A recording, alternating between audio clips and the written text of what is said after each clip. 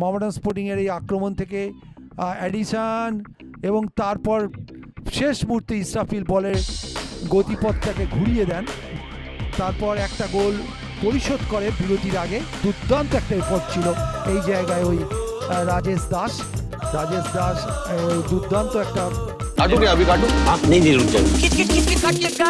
Game कोई भी हो, पकड़ मजबूत होनी चाहिए। सीमेंट से पकड़ बनाए मजबूत। SRMB 550D TMT bar। অংশ বা হাইলাইটস যারা মিস করেছেন, রেফারি দীপু রায় শুরু করলেন।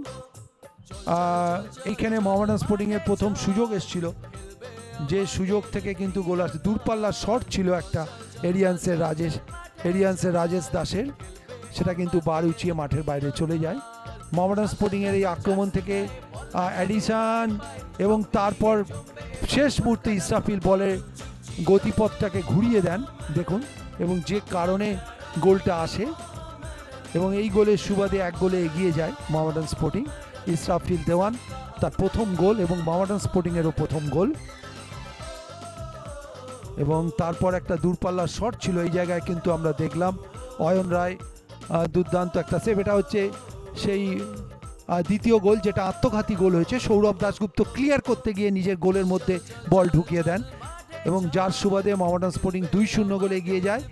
তারপর একটা গোল পরিশোধ করে বিরতির আগে। দুর্দান্ত একটা এফোর্ট ছিল এই জায়গায় ওই রাজেশ দাস দুর্দান্ত একটা এফোর্ট ছিল। সৈকত সরকারের সেই দুর্দান্ত গোল। এবং তারপরও একটা সুযোগ এসেছিল সৈকতের কাছে, যেখান থেকে বলটা পোস্টে লেগে ফেরত আসে।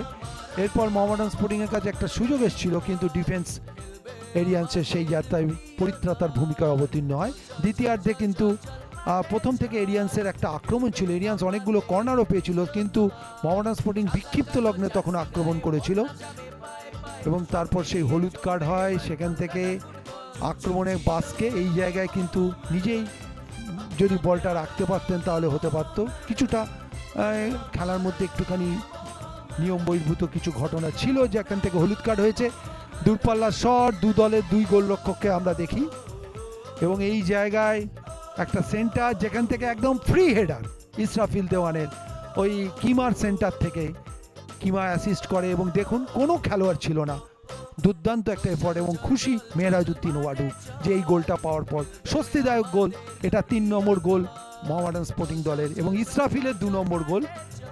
আমরা আর একবার দেখে নিই, আর একটা সুযোগ ছিল চিকোর কাছে। এই হচ্ছে আজকের ম্যাচের অবস্থা। দূরপাল্লার শট অল্পের জন্য মিতে ঈশ্বর লক্ষ্যভ্রষ্ট হয়।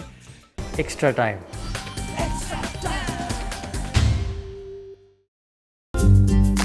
লেটেস্ট নিউজ আর এক্সক্লুসিভ ভিডিওর সঙ্গে আপডেট থাকতে এখনই সাবস্ক্রাইব করুন আমাদের ইউটিউব চ্যানেল। বেল আইকনে ক্লিক করতে ভুলবেন না যেন।